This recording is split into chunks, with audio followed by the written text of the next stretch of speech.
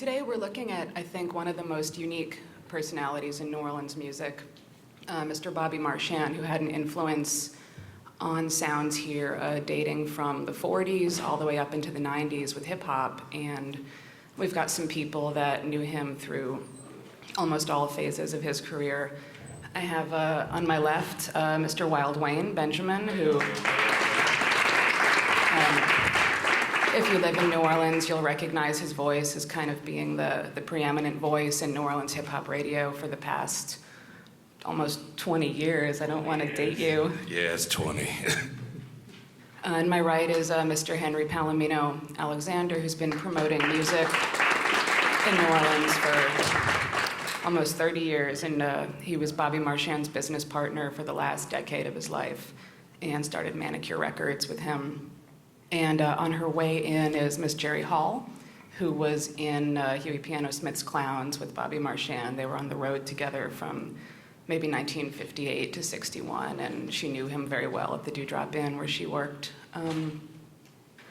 So I guess considering she's on her way, maybe I can start with Wayne. And can you give us just a little perspective on Bobby's importance to the hip-hop scene as it was starting in the early 90s? Yeah.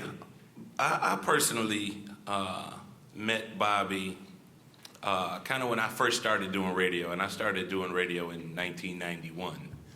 I was green, I was in college, and I just remember the first time going up to Bobby's office out in Metairie. It just always kind of brought back memories of that going to see the Wizard, you know, because he was this long touted guy, and you knew all of these different stories about him. I didn't know if when I walked in the office he was going to be in drag or not. I just kind of didn't know what to expect. And I knew he had a ton of success musically. So this was like a big deal for me as a fledgling DJ per se. And I just remember he was sitting behind his desk and the phone just was constantly ringing. Ring, ring, ring, and people were always coming to the office. Like I said, it was the early 90s, so this was like right at the inception of Bounce. This was right when Cash Money Records was starting. This was right when Take 4 Records, which is one of the preeminent Bounce labels, they were kind of one of the early Bounce labels that started. But I just remember him making a lot of connections outside of the market for artists that were here, namely Cash Money. And I think his importance with Cash Money Records has kind of always been minimized. But, you know, he was the kind of the director. He was the train conductor that was sending those guys to Detroit and sending them to St. Louis and Phoenix. And a lot of those areas that really were early on Southern music. And that was, I think, some of the things that got them out there. So I think his importance, like I said, has been minimized because a lot of folks don't realize how important he was to making Cash Money what it is. And everybody knows who Lil Wayne is, you know, who's huge right now globally, but the seed was planted right there with Bobby Marchan. And I think the fantastic thing about it is that here was this guy who had had hits in the 60s, he had stayed working with music in the 70s, and all of a sudden he's still keeping an eye on what the latest trend is, I think. Well, I met Bobby in the early 60s. I know some of y'all say, man, how you met Bobby in the early 60s like a youngster? But in the early 60s I met him. They had a little club in Algiers called Greystone. It's a landmark. They tore it down right now. You know, they're doing a medical center. And,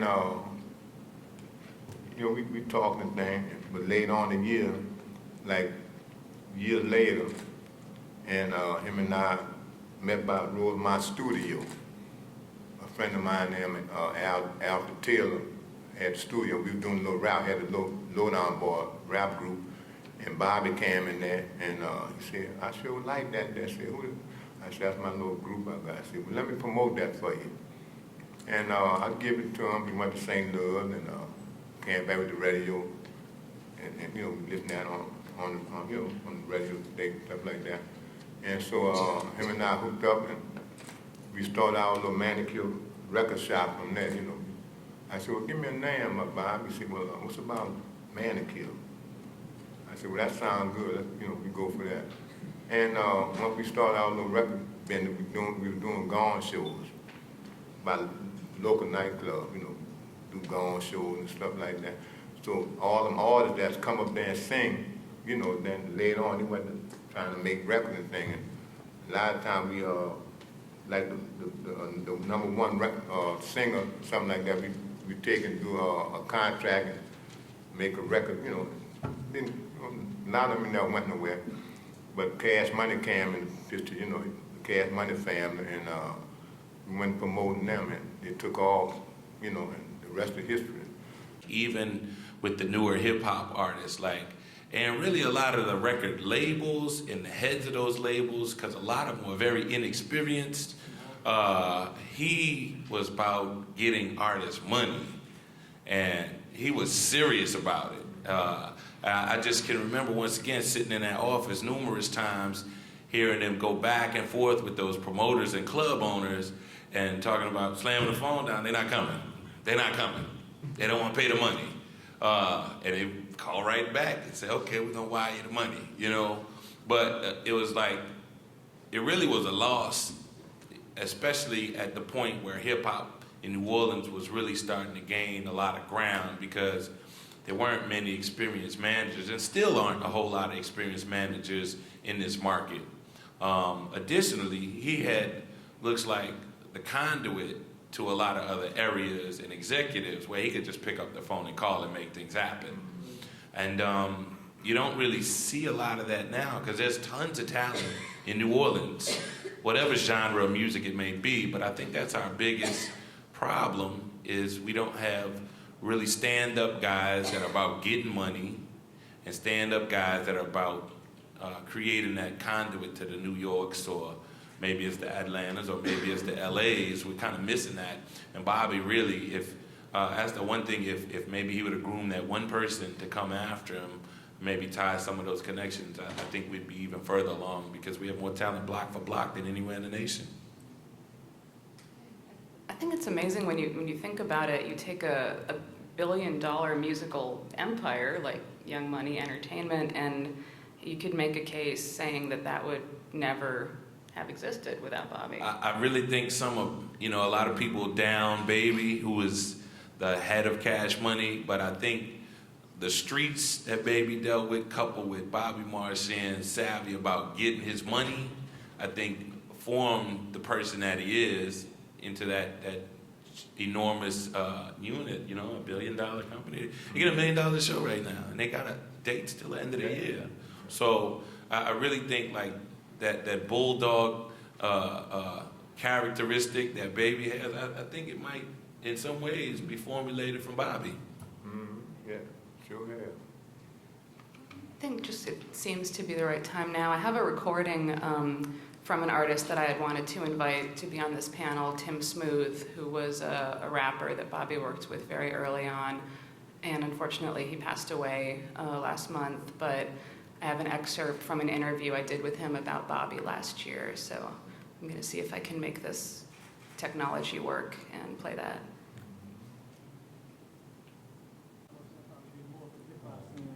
Any single person, anybody.